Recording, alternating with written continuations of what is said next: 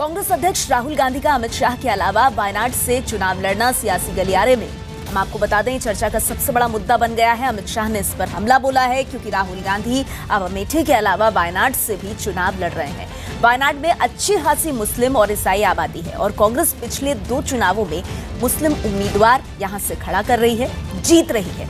प्रधानमंत्री ने आज इसी को लेकर राहुल गांधी पर सीधा हमला बोल दिया। उन्होंने आरोप लगाया कि हिंदुओं को आतंकी बताने के बाद राहुल गांधी इतने डरे हुए हैं कि जहां हिंदुओं की आबादी कम है, उनको वहां जाकर शरण लेनी पड़ रही है।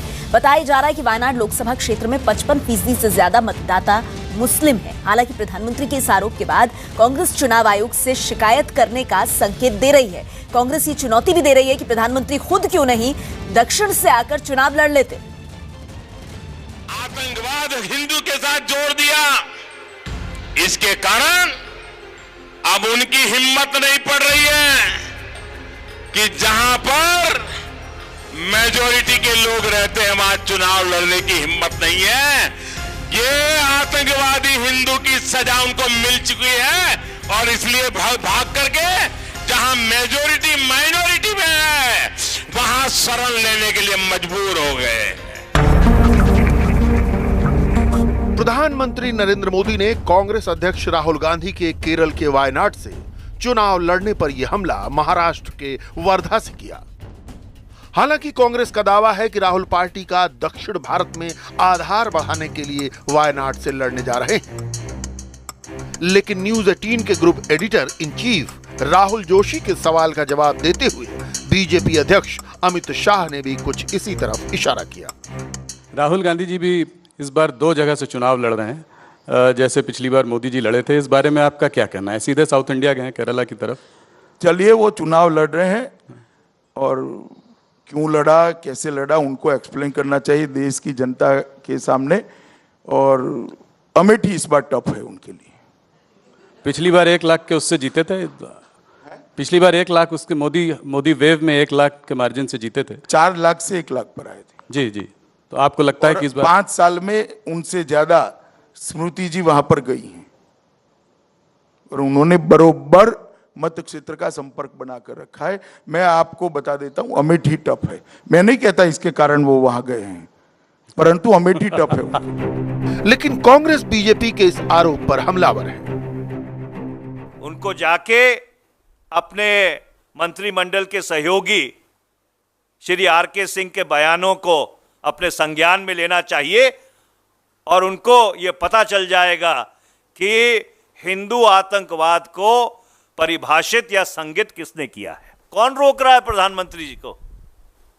अगर प्रधानमंत्री के दिल में दक्षिण भारत के प्रति कोई संवेदना है तो उनको कौन रोकता है जाके दक्षिण भारत से लोकसभा का चुनाव लड़ने के लिए? हालांकि बीजेपी के सहयोगी राहुल के 2 सीटों पर लड़ने को लेकर चकित नहीं है, लेकिन उनका भी मानना है कि राहुल स्मृति ईरानी से डरे। देखिए, पहले भी कई पार्टियों के कई बड़े नेता 2-2 जगह से चुनाव लड़ते रहे। उसमें भाजपा भी है, कांग्रेस भी है, समाजवादी भी है और पार्टी भी। लेकिन जो अमेठी का मामला वो मुझको थोड़ा भिन्न दिखता है। जो भाजपा की उम्मीदवार हैं स्मृति ईरानी, उन्होंने काफ़ी समय इसी बीच में अमेठी में गुजारा है और किन्हीं कारणों से राहुल गांधी उस तरह का समय वहाँ पर नहीं दे पाए हैं। पिछली बार भी मुकाबला कड़ा था और इस बार भी मुकाबला कड़ा है, तो केरला को सेफ सीट मान करके हो सकता है कि श्री राहुल गांधी वहाँ शिफ्ट किए। चर्चा है कि राहुल 4 अप्रैल को वायनाड में नामांकन दाखिल कर सकते हैं, लेकिन प्रधानमंत्री के बयान ने जिस तरफ इशारा किया उससे कहानी कुछ और नजर आती है। राहुल को अमेठी की जनता से ज्यादा मोदी विरोधी मुस्लिम वोटों पर भरोसा है।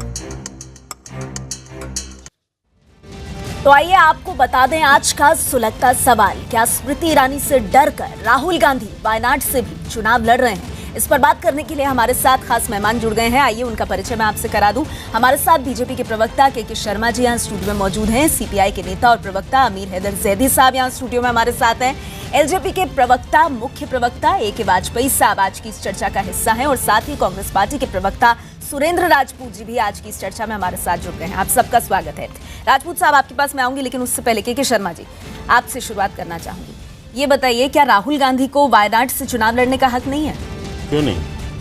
तो फिर आपकी पार्टी के नेता इसे हिंदू मुस्लिम क्यों बना रहे? हिंदू मुस्लिम का इशू ये है कि अमेठी आज ये प्रश्न खड़ा क्यों हुआ नेहा जी, इस पर जाने की जरूरत है। राहुल गांधी 2004 में चुनाव लड़े, 2009 में चुनाव लड़े, 2014 में चुनाव लड़े।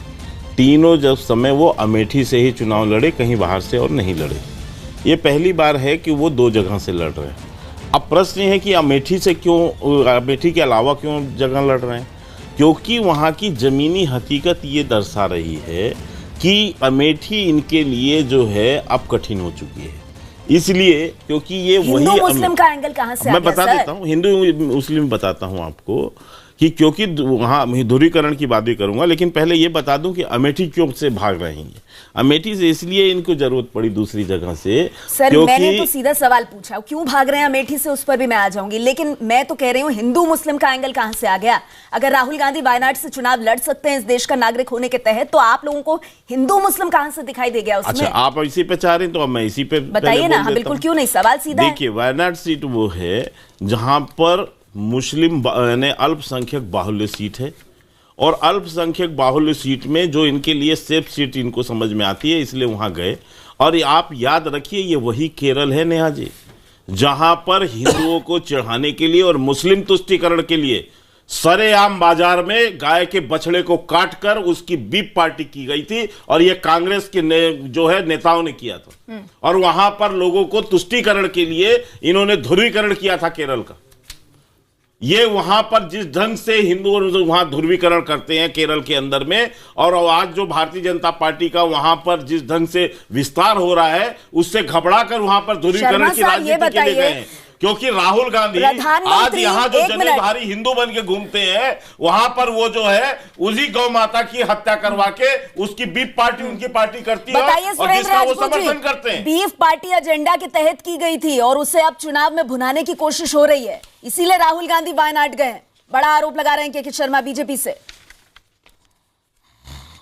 नेहा शर्मा जी, नेहा पंत जी, के शर्मा तो अच्छे इंसान, इनकी बात का जवाब नहीं दूंगा, लेकिन जितनी असभ्य निम्न स्तर की भाषा का और धर्म का इस्तेमाल आज नरेंद्र मोदी ने किया है, जो हमारे प्रधानमंत्री हैं, दुर्भाग्य से ऐसा कभी भी आज तक चुनाव में नहीं हुआ। इतनी नीच भाषा का उन्होंने इस्तेमाल किया कि चुनाव आयोग को उसका तुरंत संज्ञान लेना चाहिए। और जिस तरीके से उन्होंने हिंदू मुसलमान किया है और जिस तरीके से जिस भाषा का इस्तेमाल किया है, वो अपने आप में निंदनीय है, देशद्रोह की भाषा है, राष्ट्रद्रोह की भाषा है। और जिस तरीके से उन्होंने हिंदू मुसलमान करने का काम किया है, देश की जनता इसको जवाब देगी। कि क्यों कह रहे हैं वो कि मुसलमान शर्मा को पहले चुप करिए। नेहा पंत, आपको अगर राजपूत जी, आपने प्रधानमंत्री का जिक्र किया, मैंने कहा प्रधानमंत्री की जो थ्योरी है उसके पीछे के शर्मा आपको पूरा एक्सप्लेनेशन दे रहे हैं, उस पर जवाब दीजिए ना सर। मैंने कहा ना कि नीच भाषा का, निम्न स्तर की भाषा का, राष्ट्रद्रोह की भाषा का, देशद्रोह की भाषा का चुनाव आयोग को संज्ञान लेना चाहिए। ऐसी भाषा का इस्तेमाल नरेंद्र मोदी ने आज किया है, और मुझे दुख है कि वो गलत भाषा नजर आ रही है। एक बात। दूसरी बात मैं आपको बता दूं कि यहां पर जो आदमी कहता है कि मुस्लिम तुष्टीकरण और मुस्लिम वहां पर मेजॉरिटी है, क्या नरेंद्र मोदी मुसलमानों से चिढ़ता है? क्या नरेंद्र मोदी ये कहते हैं कि मुसलमान देश के नागरिक नहीं है? क्यों इस नहीं तरीके की झूठ, क्यों नहीं है? लेकिन वहां पर जो गाय काटा आप लोगों ने, जो वहां बीफ पार्टी किया, जो बछड़े को काट के, उसका जवाब दीजिए यहाँ पे। इस्तेमाल किया है। के शर्मा को छोड़ दो, पहली चीज तो स्मृति ईरानी है कौन जो आज तक एक चुनाव नहीं जीती? राहुल गांधी एक चुनाव नहीं हारे। लेकिन ये नरेंद्र मोदी अगर कल की डेट में 2 स्थानों से चुनाव लड़ेंगे 2014 की तरह, तो क्या इनको भी भगोड़ा कहोगे के शर्मा? बताइए शर्मा जी, जवाब दीजिए। अटल बिहारी वाजपेयी प्रधानमंत्री मोदी वडोदरा के साथ वाराणसी जाकर लड़े तो किसी ने कहा कि वडोदरा से ज्यादा हिंदू वाराणसी में? के शर्मा, तो फिर जब तक किसी ने ये नहीं कहा तो आज मुसलमानों की संख्या पर चर्चा की, क्या अंतर है? बताइए ना। हाँ बताइए ना। मैं तो आपको शुरुआत में ही वो लाइन बताइए। मैंने कहा कि पहली बार ठीक है, आपने प्रधानमंत्री जी का कहा, प्रधानमंत्री जी गुजरात के मुख्यमंत्री थे, पहली बार वो लोकसभा का चुनाव लड़ रहे थे, गुजरात के प्रतिनिधित्व करते थे, गुजरात से उन्होंने चुनाव लड़ा और उसके साथ साथ वो उत्तर प्रदेश भी गए और उत्तर प्रदेश में भी जाके पहले ही चुनाव में उन्होंने 2 जगह से लड़ा। लेकिन यहाँ तो स्थिति दूसरी है। 2004 में राहुल गांधी अमेठी से अकेले लड़े, इसके बाद 2009 में वहां पर अमेठी के अलावा कहीं से नहीं लड़े, 2014 में अमेठी के अलावा कहीं नहीं लड़े। लेकिन इस बार क्यों लड़ रहे हैं, इसका कारण मैं आपको बता रहा था जहां आपने रोका। अब मैं आपको फिर बताता हूं। इसका कारण ये था कि अमेठी में कभी भी 70 साल के इतिहास में नेहा जी विपक्षी पार्टी ने 1 लाख से ज्यादा वोट, 1 लाख भी वोट नहीं प्राप्त किया था। ये इतिहास उठा के देख लीजिए अमेठी का। लेकिन पहली बार 2014 में ऐसा हुआ कि विपक्षी पार्टी रहते हुए भारतीय जनता पार्टी की उम्मीदवार स्मृति ईरानी जी ने इसी अमेठी में 3,07,748 वोट। नेहा शर्मा मेरी आवाज पहली बार 70 साल के इतिहास में हुआ कि कांग्रेसी के गढ़ में उस अमेठी में जहां ये इनकी खानदानी विरासत ये मानते थे, जहां कभी किसी विपक्षी दल ने 1 लाख वोट नहीं पाया था, वहां 3 लाख वोट पाए। तो आपको लग रहा है इसीलिए स्मृति ईरानी से डरकर भाग रहे राहुल गांधी, इसीलिए आप आरोप लगा रहे। राजपूत साहब इसका जवाब दीजिए। और आपके साथ नेहा पंत मुखातिब है सर, नेहा पंत मुखातिब है आपके साथ। हाँ नेहा जी, अब आप जवाब 1 मिनट से सारी बातें एक साथ मत बोलिए सर, 2 मेहमान और भी हैं अभी, 2 मेहमान और भी हैं। 1 मिनट शर्मा साहब, एक एक करके जवाब लीजिए ना। आपने कहा कि स्मृति ईरानी की परफॉर्मेंस से डरकर भागे हैं राहुल गांधी, अब इसका जवाब कांग्रेस पार्टी के प्रवक्ता देंगे। राजपूत साहब बताइए, वो ये कह रहे हैं कि स्मृति ईरानी से डरकर भागे राहुल गांधी, परफॉर्मेंस से डरेंगे, स्मृति ईरानी की परफॉर्मेंस से डरेंगे। नरेंद्र मोदी, अमित शाह, राहुल गांधी क्यों डरेंगे? राहुल गांधी के सामने स्मृति ईरानी जीती कब? 3 चुनाव लड़ी, तीनों हारी। राहुल गांधी 3 चुनाव लड़े, 4 चुनाव लड़े, चारों जीते। किस बात का मुकाबला है? सच्चाई ये है कि आज की डेट में जो नरेंद्र मोदी ने भारत के संविधान भारत लगातार फैसला किया है, सवाल उठना चाहिए। सुनिए ना, मैं यही तो कह रहा था, तो आप मुझे रोक दिया। मैंने कहा इसके बाद 2014 में जब 3 लाख मेरी आवाज फिर से आपको खराब लगने लग गई, इसके बाद 5 सालों में क्या अंतर आया? हमारी आवाज खराब लगने लग गई। इसके बाद चुनावी अंतर ये था 2017 में इस अमेठी में जहां ये सांसद थे, 5 विधानसभा की सीट है, 5 विधानसभा में कांग्रेस के पास एक भी विधानसभा नहीं है। नंबर 1, एक विधानसभा नहीं जीती। इवन अमेठी विधानसभा भी हार गए। नगर पंचायत में भारतीय जनता पार्टी है, जिला पंचायत में भारतीय जनता पार्टी। सुरेंद्र राजपूत जी को सुनिए ना, वो भी तो कह रहे हैं वडनगर में भी तो यही हुआ, जो आप विधानसभा का नहीं है ऐसा। ठीक है, मुझे सर उन्हें बताइए ना जो आपके प्रतिद्वंदी है सियासी, वो सवाल कर रहे हैं आपसे।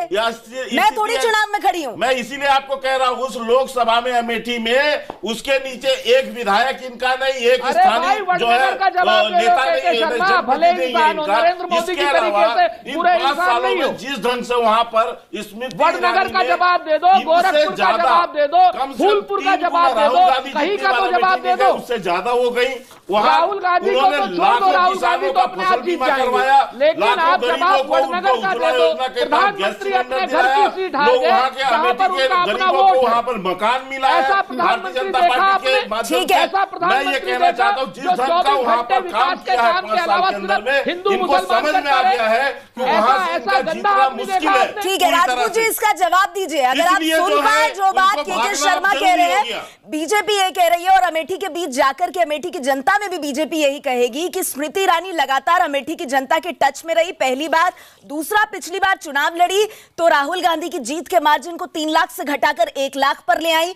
इसी बात से असहज राहुल गांधी वायनाड की तरफ कूच करने का मन बना चुके हैं। सुरेंद्र जी कैसे जवाब देंगे?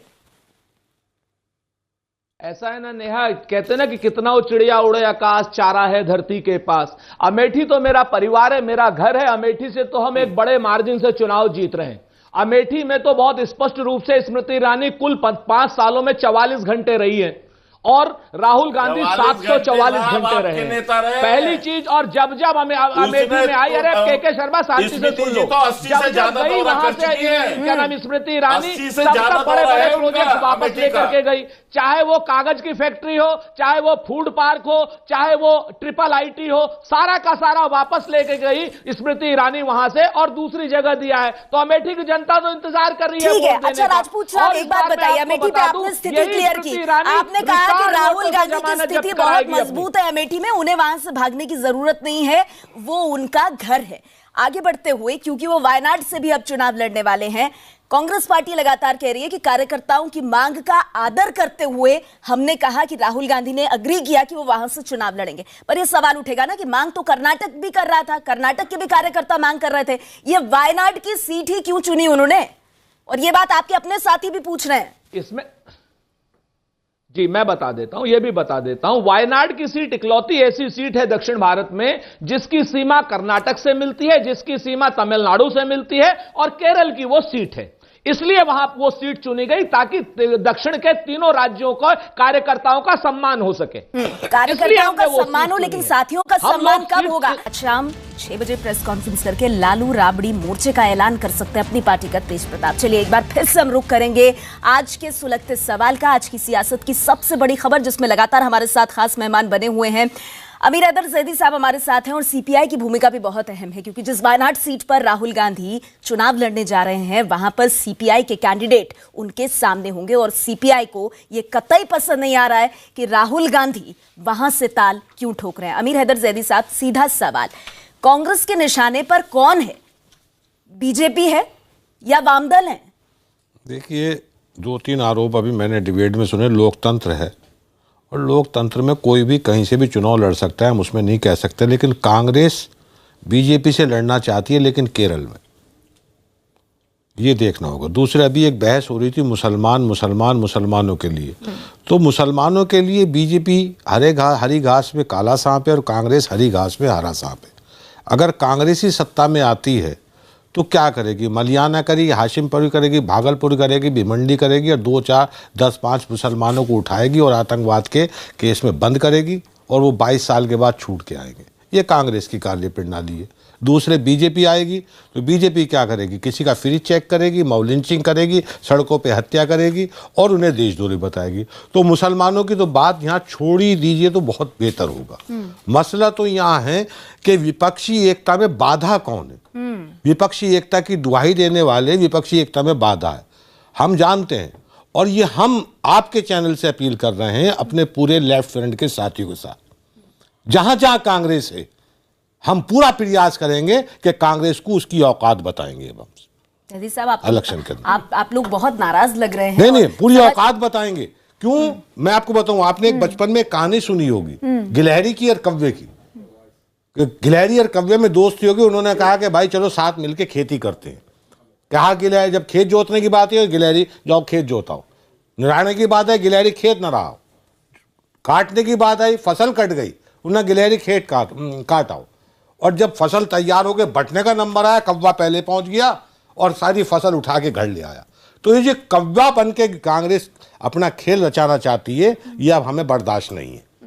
आपको लग रहा है कि विश्वासघात एक तरह से कांग्रेस ने किया? पूरी विपक्षी एकता के अंदर जो खामा खा के घड़ियाली आंसू बहाने का काम कर रही है कांग्रेस, उत्तर प्रदेश से लेके केरल तक हर जगह विपक्षी एकता में अगर कोई बाधक है तो वो कांग्रेस है। वो ये चाहती है कि क्षेत्रीय दल, स्थानीय दल या जो छोटी पार्टियां हैं उनका वजूद समाप्त हो और कांग्रेस की नाकामियों की वजह से बीजेपी आ जाए और बीजेपी की नाकामियों की वजह से कांग्रेस आ जाए। अब इस देश में खेल चलेगा नहीं।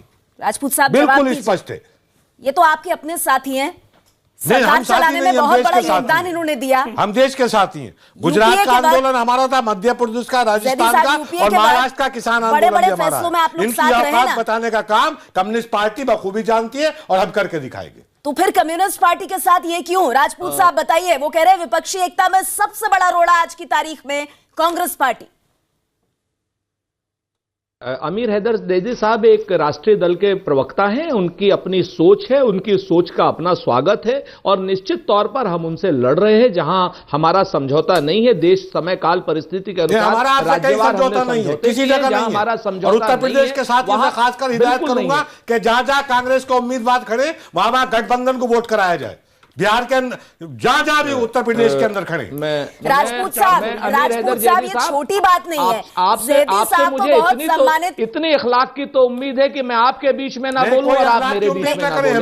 अखलाक की हत्या जब हो रही थी तो आप घर में बैठे थे, अखलाक के भी आप वो हकदार नहीं है। चलिए हम को आप आतंकवादी करा के बंद करते हैं जो 22 साल के बाद छूट के आता है, या मलियाना हाशिमपुरा में अखलाक की हत्या कराते हैं, या भागलपुर और भिवंडी में कराते हैं। इतने आपके सुनाऊंगा जो मुस्लिम के लिए मगरमच्छ के आंसू रोए जा रहे हैं। कोई हितैषी नहीं है आप किसी के।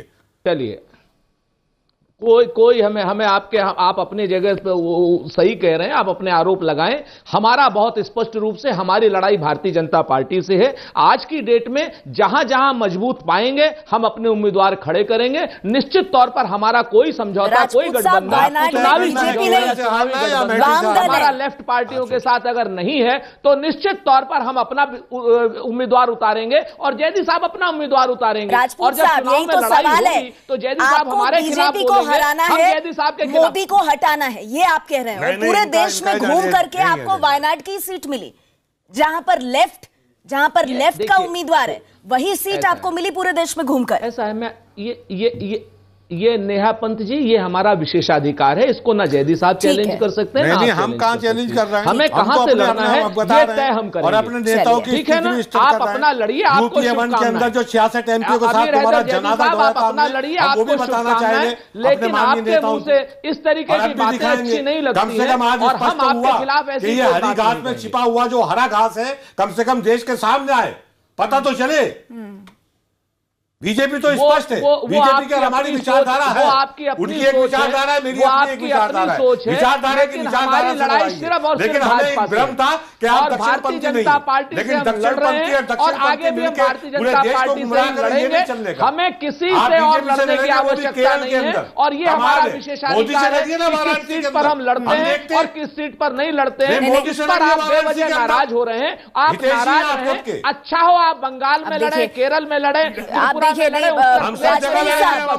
महागठबंधन में तो देखिए, रायबरेली में भी लड़िए। कांग्रेस तो साफ कह रही है हम तो अपने इंटरेस्ट के हिसाब से लड़ेंगे। हम दो चीजें कह रहे हैं, एक तो जैदी साहब की पीड़ा देखो कितनी जबरदस्त है। एक सीट अगर वो तो कह रहे हैं ना कि बीजेपी से मुकाबले के लिए वायनाड आ गए आप। अरे पीड़ा दिखा रहा हूं मैं आपको, पीड़ा देखिए जैदी साहब की। आपसे पहले कभी नहीं बोले। पीड़ा इसलिए है कि गुजरात आंदोलन मेरा था, अरे भाई तैयार आपकी पीड़ा बिल्कुल सही है, मेरा था, राजस्थान मेरा था, मैं तो आपकी बात महाराष्ट्र मेरा था, मैं आपकी बात समझ रहा हूं, लेकिन फसल में काटने आएगी तो निकालना नहीं। ये बात आपको पहले करनी चाहिए थी ना, अब तक उनकी गलबैया करते रहे। बिल्कुल बताइए, पूरा प्रचार करिए। दूसरी बात ये क्या है, राहुल गांधी के साथ तो सर उड़ाते बोले पड़ गए। क्या हुआ, मतलब प्रधानमंत्री बनने चले थे और सांसद के लाले पड़ गए। जैसे ही कल स्टेटमेंट आई, प्रकाश कारत बाहर आ गए कि भाई ये तो बीजेपी से लड़ने की बात कर रहे थे, मोदी को हटाने की बात कर रहे थे, महागठबंधन बना रहे थे, अब तो ये हमारे ऊपर भी अटैक करने लगे। तो यही तो हम लोग शुरू से कह रहे हैं, काहे का महागठबंधन, काहे का गठबंधन। नहीं, दूसरी बड़ी बात कि देखो, राहुल गांधी के जो सपने हैं ना, वो सपने सच कभी नहीं होंगे, क्योंकि न तो इनका पास्ट है, न इनके पास वर्तमान है और न इनके पास भविष्य की नीति है। उसका एक छोटा सा एग्जांपल देता हूं। अभी ये इन्होंने गरीबों के लिए एक स्कीम सी लगा दी, 2 दिन पहले अनाउंस की थी, न्याय। उसके बाद बार बार हम लोगों ने पूछा कि बताइए कहां से पैसा आएगा, बताइए कहां से डाटा आएगा, बताइए कैसे करोगे, जब ऑलरेडी हम 1,17,000 दे रहे हैं। कहीं कुछ नहीं, बगले झांकते फिरे। एक कह रहा है टॉपअप स्कीम है, दूसरा कह रहा है नहीं टॉपअप नहीं है, चिदम्बरम आएंगे वो बताएंगे सारा खाका, लेकिन कहीं कुछ नहीं है, सिर्फ थोतले नारेबाजी। जनता पूरी तरीके से साथियों को भी साथ लेकर चलना नहीं जानती है। भाई ये तो दिख रहा है, ये तो साफ दिख रहा है। उसके पैसे कहां से आए थे आपको मालूम है? नेहा जी, एक कमेंट कांग्रेस पूरी तरह से एक्सपोज हो चुकी है। आप हर सेक्टर में, मुस्लिम अपीलमेंट से लेके, गरीबी हटाओ से लेके, कश्मीरी समस्या से लेके आतंकवादी समस्या और राष्ट्रवाद से लेके राष्ट्रवाद में भी आपका क्या स्टैंड है? सबूत मांगते हो जो पाकिस्तान की भाषा बोलते हो? छोड़िए अब आप सब जनता के सामने कलेक्ट ठीक है, मैं एक बार फिर जरा मुद्दे पर आती हूं। शर्मा साहब, मैं तुरंत आपके पास आऊंगी, लेकिन राजपूत जी मैं कुछ चीजें आपसे जानना चाहती हूं। देखिए, डी राजा सीपीआई के कद्दावर नेता जो जैदी साहब ने बात कही, उन्होंने तो प्रवक्ता होने के नाते अपनी बात रखी ही, और पूरे एक तरह से जो वाम दल हैं सबके बिहाफ पर उन्होंने अपनी बात रखी। लेकिन डी राजा ने भी कहा कि कांग्रेस बताए सियासी तौर पर उनका मुख्य शत्रु कौन है। सियासी तौर पर वो ये कहते हैं कि राहुल गांधी ये क्लेम करते हैं कि वो चौकीदार के खिलाफ लड़ाई लड़ रहे हैं, लेकिन बीजेपी के खिलाफ लड़ाई लड़ने का बहाना करके वो जाकर खड़े हो जाते हैं सीपीआई के खिलाफ। पी विजयन क्या कहते हैं? मुख्यमंत्री केरल के राहुल को ऐसी सीट से लड़ना चाहिए था जहां बीजेपी प्रत्याशी मैदान में हो। प्रकाश करात ने कहा वायनाड से राहुल की उम्मीदवारी बीजेपी से लड़ने की कांग्रेस की प्रतिबद्धता के खिलाफ कदम है। ये बड़े बड़े नेता हैं और इन्हें समझ नहीं आ रहा कि कांग्रेस पार्टी और राहुल गांधी किस स्ट्रैटेजी के तहत आगे बढ़ रहे हैं। और आप राजपूत साहब यहां आकर के कहते हैं कि लेफ्ट अपना देखे, हम अपना देखेंगे। ऐसे कैसे बनेगा गठबंधन? जी हम अपना ही देखेंगे। मुझे ऐसा लगता है नेहा जी आपके सवाल ज्यादा लंबे होते हैं और आप जवाब छोटे चाहते हैं। हमारे लिए ये देखिए फिर से बीच में बोलने लग गए। कांग्रेस खड़ी होगी, अगर कांग्रेस जहां भी खड़ी होगी हम उसे हराने का पूरा काम करेंगे, बीजेपी को भी हराने का काम करेंगे, और जहां ये नहीं और कोई नहीं होगा वहां हम नोटा दबाने का काम करेंगे। हम बिल्कुल स्पष्ट कह रहे हैं। राजपूत साहब जवाब दीजिए। जी हम दो बातें बड़ी स्पष्ट कह रहे हैं। सच्चाई यह है कि हम अपना चुनाव लड़ रहे हैं, कौन हमको क्या कह रहा है इसकी हमें मतलब नहीं। चुनावी बेला में तमाम लोग तमाम बातें कहते रहते हैं। कांग्रेस का इतिहास रहा है हमेशा सांप्रदायिक दलों से लड़ने का, और बाकी लोगों ने कभी ना कभी किसी न किसी वक्त भारतीय जनता पार्टी से हाथ मिलाया है। नंबर एक। नंबर दो, आप क्या चाहते हैं कि केरल में कांग्रेस चुनाव न लड़े? आप क्या चाहते हैं केरल में कांग्रेस चुनाव न लड़े? आप चाहते हैं केरल में आपको वॉकओवर दे दें? तो ऐसा संभव नहीं है बहुदलीय लोकतांत्रिक व्यवस्था में। और जो बात बीच में बोल रहे हैं, मैं आपके सम्मान में नहीं बोल रहा हूं खाली, इसका मतलब ये नहीं है कि मुझे आपके खिलाफ बोलना नहीं आता, क्योंकि आपके खिलाफ बोलने में भारतीय जनता पार्टी को मजा आएगा, इसलिए मैं आपके खिलाफ नहीं बोल रहा हूं। सच्चाई ये है कि केरल में हम आपको वॉकओवर नहीं देंगे। आप समझ लीजिए केरल में हमारी लड़ाई होगी, केरल में कांग्रेस पूरी मजबूती से लड़ेगी। आपकी औकात बिहार में भी बताएंगे, हम बता देंगे औकात केरल में पहले भी राजस्थान मध्य प्रदेश में बताएंगे, महाराष्ट्र में बताएंगे जो किसान आंदोलन हमने पैदल मार्च कर सकते हैं। जैदी साहब ये अच्छी बात हुई, कम से कम लेफ्ट ने अपना जो एजेंडा है वो क्लियर किया कि भाई अब हम आगे कैसे बढ़ेंगे, हमारी रणनीति क्या होगी, आपने स्पष्ट कर दिया। राजपूत साहब ने भी उस पर जवाब दे दिया कि कांग्रेस को इस बात की परवाह नहीं है। लेकिन मैं सिर्फ केरल तक सीमित नहीं रहूंगी, मैं तो बिहार की भी बात करूंगी। यूपी में क्या हुआ, कैसे एसपी बीएसपी गठबंधन ने कहा कांग्रेस भ्रम की स्थिति ना फैलाए, तो ये तमाम तरह की चीजें हैं। लेकिन एक बात मुझे बताइए यहाँ पर, मेरे जो एलजेपी के मेहमान हैं वाजपेयी जी, मैं आपसे जानना चाहूंगी कि केरल में आपको विपक्ष ने मोदी को हराने के लिए क्या विचारधारा से कॉम्प्रोमाइज कर लिया है? और ये मैं इसलिए पूछ रही हूँ क्योंकि आप देखिए ना, अगर आप बेगूसराय सीट की बात करें, वहां से कन्हैया सीपीआई के उम्मीदवार हैं। अब आप देखिए वहां पर राहुल गांधी का जो गठबंधन है आरजेडी कांग्रेस का, उन्होंने अपना उम्मीदवार उतार रखा है, और कन्हैया को सपोर्ट कौन कर रहे हैं? पप्पू यादव सीपीआई नेता अजीत सरकार की हत्या के आरोपी। तो ये किस तरह का गड़बड़ झाला है? मतलब विचारधारा पूरी तरह ब्लर हो गई है क्या? अरे नहीं, काहे की विचारधारा? सिर्फ 1 पॉइंट प्रोग्राम था, मोदी को हटाना है, और उसके लिए उन्होंने एक मंत्र ढूंढा कि भाई महागठबंधन बना लो, सब इकट्ठे हो जाओ, वोट का कॉम्बिनेशन कर लो तो मोदी अपने आप हट जाएगा। लेकिन वो कैसे होगा? 16 लीडर हैं, 16 के 16 प्रधानमंत्री बनना चाहते हैं, और इसीलिए एक दूसरे के पीठ पे छुरा घोंपते हैं। अब राहुल का फिर दोबारा वही बात कहूं, प्रधानमंत्री का सपना तो खत्म हो गया। 2022 का उन्होंने टारगेट रखा है, यूपी के प्रेस कॉन्फ्रेंस में बकायदा कहा, प्रियंका ने भी कहा यही बात। लेकिन अब क्या है कि सांसद कहां से बने? या मेरे भाई ने बिल्कुल सही कहा कि स्मृति ईरानी ने इतना काम कर दिया है पिछले 5 सालों में, जाके जो वहां अमेठी वाले उसको पूछ रहे हैं, तो राहुल गांधी को साफ जाहिर होगा कि हम तो हारने वाले, तो सीट बचाने के चक्कर में वहां गए, वहां लेफ्ट वाले जोड़े हो गए, उन्होंने कहा तुम हमारे पास कैसे आओगे? तो आप देखो ना, एक्सपोजर निकल के आ रहा है। और कांग्रेस की हकीकत सबसे बढ़िया बात है कि उनके पुराने साथी ही खोल रहे हैं, इसलिए हमें इस पर कोई ज्यादा कहने की जरूरत नहीं है। जनता के सामने सारी चीजें खुल के आ रही हैं कि 70 साल तक मुस्लिम अपीजमेंट करते रहे और मुस्लिम समाज को विकास के नाम पर उन्होंने दिया गोल जीरो अंडा, और ये भ्रम की स्थिति अब आज क्लियर होती जा रही है। और राहुल गांधी ना वहां से जीतेंगे ना यहां से जीतेंगे, और 2019 में प्रधानमंत्री नरेंद्र मोदी दोबारा पूरी तरीके से आके सबका साथ सबका विकास का एजेंडा चलेगा। राजपूत साहब कुछ नहीं बोल पाएंगे आज, कुछ नहीं बोल सकते हैं, सांसद बनने के लाने पड़ गए। देखिए आपकी स्ट्रेटजी क्या है, पूरी तरीके से एक्सपोज हो गए। उस भगोड़े की पार्टी का प्रवक्ता हमको समझा रहा है। आरएसएस की पहली चॉइस हमेशा कांग्रेस रही है, और ये आज आरएसएस ये कौन सी थ्योरी निकाल ली आपने? मैं बता रहा हूं ना, नहीं, ये कौन सी थ्योरी निकाल ली? आरएसएस की कार्य प्रणाली है। आरएसएस का कांग्रेस के अंदर जो आरएसएस है उसे मालूम है कि उससे अगर जो खतरा है वो कम्युनिस्टों से, पहले कम्युनिस्टों से मुकाबला होना चाहिए। जैदी साहब सुनिए ना, देखिए जैदी साहब क्यों इतना घालमेल है? घालमेल नहीं है, दो ध्रुव नहीं है ना। अगर एक तरफ मोदी है, उनकी पार्टियां हैं, तो दूसरी तरफ कौन है? अब देखिए ऐसा लग रहा था कि भले आप लोगों का पश्चिम बंगाल में अलायंस नहीं हुआ, सुनिए ना जैदी साहब, पश्चिम बंगाल में लेफ्ट और कांग्रेस का अलायंस नहीं हुआ, समझ में आया कि ठीक है आपकी अंडरस्टैंडिंग नहीं। लेकिन अब जो वायनाड में हुआ है और उसके बाद जिस तरह से लेफ्ट आहत है और कांग्रेस कह रही है भाई हम तो अपनी स्ट्रैटेजी के हिसाब से चलेंगे, हमें परवाह नहीं है, इसके बाद तो जनता भी भ्रमित होती है ना। जनता कैसे भरोसा करे बताइए, कैसे विश्वास करे? रियापन जी, हमें किसकी परवाह? हम तो सड़क की राजनीति करते हैं, हम तो किसानों की, मजदूरों की, दलितों की, अल्पसंख्यकों की, यानी कि मजलूमों की आवाज बनते हैं। तो मतलब मोदी वर्सेस ऑल नहीं है ना, ये आवाज बनेंगे। लेकिन एक चीज आज स्पष्ट हो गई, देश ने ये मान लिया कि बीजेपी, जो कांग्रेस बीजेपी के खिलाफ लड़ना चाहती थी, फासिस्ट ताकतों के खिलाफ लड़ना चाहती थी, लेकिन ये स्टॉप हो गया, बीजेपी के साथ खिलाफ लड़ना चाहती है, लेकिन केरल में, वाराणसी में नहीं, और जगह नहीं। तो ये स्पष्ट हो गया ये हरी घास में हरे सांप है। आज पता चल गया, इनका नकाब उतर गया। अब ये घास से थोड़े से बाहर तो निकल के आ गए तो इनका रंग पता चल गया। अब मुसलमानों को दिवाई दे रहे हैं, हर आदमी को मुसलमानों का वोट चाहिए, लेकिन मुसलमानों के साथ बीजेपी कांग्रेस ने आज तक किया क्या? आगे भी चुनाव लड़ेंगे। पूरा देश जानता है, अगर चुनाव नहीं लड़ते तो वहां का एमपी कौन है? एमपी कौन है वहां का? कांग्रेस से।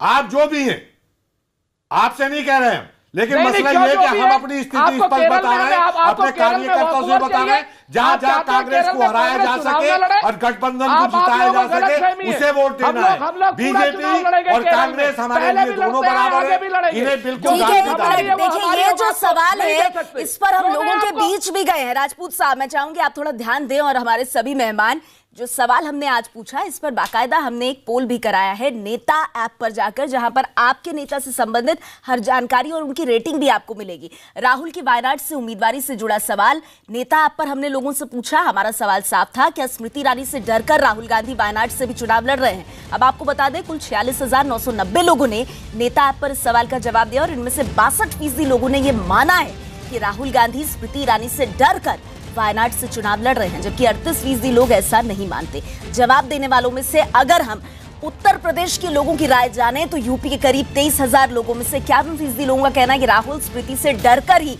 वायनाड गए हैं। वहीं 49% लोगों का मानना है कि राहुल के वायनाड से चुनाव लड़ने में स्मृति से डर वजह नहीं है। शर्मा जी, मैं आपका इस पर एक कॉमेंट चाहूंगी। के शर्मा जी। तो स्वाभाविक, मैंने आपको वो नेहा जी वो सारे आंकड़े बताए जिसके कारण से आज वहाँ उनका कोई स्थानीय जनप्रतिनिधि नहीं, विधायक नहीं, वहाँ कहीं राहुल गांधी गए नहीं, जनता से कोई संपर्क नहीं किया, एक काम कमेटी के अंदर नहीं हुआ, कचहरी तक वहाँ पर नहीं, एसडीएम ऑफिस तक नहीं, ये भी बनाने का काम जो है स्मृति ईरानी जी के जाने के बाद और उनके प्रयास से वहां हुआ। फसल बीमा की योजना के तहत लाखों किसानों का बीमा हुआ, वहां प्रधानमंत्री सुरक्षा बीमा के तहत जो है लाखों गरीबों का हुआ। तो ये जो हमने काम किया है उनको समझ में आ गया कि यहां से अब मैं नहीं जीत सकता। और यहां प्रियंका गांधी भी पूरी एड़ी चोटी का जोर लगा चुकी हैं 2014 में, जब इनकी मार्जिन 1 लाख बची थी। इसके बाद वो विधानसभा में भी पूरा जोर लगाया था, जाके उन्होंने एक भी विधानसभा की सीट नहीं जीती। और जिस संजय सिंह के बल पर ये चुनाव लड़ते थे लोग ये कह रहे हैं कि राहुल गांधी असहज होकर और डरकर वायनाड जा रहे हैं, जबकि सिर्फ 38% लोग इस बात से इत्तेफाक नहीं रखते। परसेप्शन क्या यही बन रहा है कि राहुल असहज होकर दूसरी सीट ढूंढ रहे हैं दक्षिण की, उत्तर का संकट मिटाने के लिए, जैसा इंदिरा जी ने किया, जैसा सोनिया गांधी कर चुकी हैं? नेहा पंजी, चुनाव आपकी नेता ऐप पर नहीं होगा, चुनाव अमेठी की जनता करेगी, वायनाड की जनता करेगी और देश की जनता करेगी। हम आपको बहुत स्पष्ट बता दें कि वायनाड की जनता हो चाहे अमेठी की जनता हो, बड़े अंतर से स्मृति ईरानी को हराएगी और वायनाड में किसी को भी हराएगी। हमें इस नेता ऐप पर कोई वो नहीं टिप्पणी नहीं करनी है। अमेठी की जनता को हमें मालूम है कि अमेठी की जनता का प्यार और अमेठी की जनता का हमारा जो आशीर्वाद है वो हमेशा हमारे साथ रहा है और आगे भी रहेगा। इस चीज को बहुत स्पष्ट जान लीजिए। और के शर्मा जी 23 तारीख को मिलिएगा तो आपको अपने ये शब्द वापस लेने पड़ेंगे। आप भले इंसान हो, आपको शर्म आएगी अपने शब्दों पर, आपको शर्म आएगी अपने शब्दों पर। मैं आपको जिम्मेवारी से कह रहा हूं। मैं स्मृति ईरानी के बारे में कहना नहीं चाहता हूं। स्मृति ईरानी जब जहां जहां आती है वहां लोगों से उनका अधिकार छीनती है, अधिकार देती नहीं है। स्मृति ईरानी की बचपन से ये आदत है। स्मृति ईरानी ने अमेठी से योजनाएं छीनी है। स्मृति ईरानी ने अमेठी से ट्रिपल IT छीनी है। स्मृति ईरानी ने कागज की फैक्ट्री छीनी है। स्मृति ईरानी ने वहां से तमाम योजनाएं छीनी है, दी कुछ नहीं है। आप एक शेर सुन जाइए, कांग्रेसी को सुनिए। अब यात्रा अंतिम है, खत्म मसाफत है, अब प्यार का आखिर है, तेरा मेरे घराना। अमीर हैदर जैदी साहब, आप जैसे लोगों को हमें जवाब नहीं देना है। केरल में हम आपको वॉक ओवर नहीं देंगे। हम आपको कह रहे हैं, हम भी आपको पीठ में छुरा घोंपने का मौका नहीं देंगे। हमारी है और हमारी रहेगी। छुरा घोंपने का काम किया है यूपीए 1 के अंदर आपका जनाबा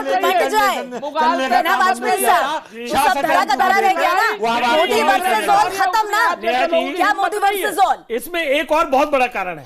मैं आपको बताता हूँ। ममता बनर्जी, ये जो अपनी मायावती है, इन्होंने प्रेस कॉन्फ्रेंस करके कहा कि कांग्रेस एक ऐसी पार्टी है जो हमारी पार्टी को खाना चाहती है और हमारी पार्टी के छिन्न भिन्न करना चाहती है। फिर ममता बनर्जी ने कहा राहुल तो बच्चा है। फिर ये प्रकाश कारातकर जी का बयान आ गया कि बीजेपी से लड़ रहे हो या लेफ्ट से लड़ रहे हो। फिर अखिलेश का बयान आ गया। मतलब समझिए, बात समझिए, किसी को बिल्कुल जरा सा भी यकीन नहीं है राहुल पे। और राहुल पे क्यों यकीन नहीं है? न तो नीति है और न मैच्योरिटी है। कांग्रेस के रणनीतिकारों पे जो आरएसएस के लोग कांग्रेस के अंदर देखिए, समझिए, अब तो आपके साथी भी कांग्रेस के रणनीतिकार जो है वो सब आरएसएस के एजेंट हैं। राहुल को या तो उनसे छुटकारा पाना चाहिए, वरना तो कांग्रेस को दफीना, आप समझ लीजिए, कांग्रेस का दफीना हो गया। चलिए, तो हमारे पास चर्चा के लिए आज इतना ही वक्त है, लेकिन इतना साफ है कि मोदी वर्सेस ऑल का जो पूरा नैरेटिव तैयार किया जा रहा है उसमें ये सवाल जरूर उठेगा कि जिस तरह से लगातार सहयोगी और कांग्रेस का साथ निभाने वाले दल आज अगर कांग्रेस से सवाल कर रहे हैं तो कहीं विपक्षी एकता में कांग्रेस ही तो सबसे बड़ा रोड़ा नहीं है। राजपूत साहब, इसे समझने और सोचने की जरूरत है आप लोगों को। बहुत बहुत शुक्रिया आप सभी मेहमानों का हमारे साथ आज की इस चर्चा में जुड़ने के लिए। आप देखते रहिए News 18 इंडिया।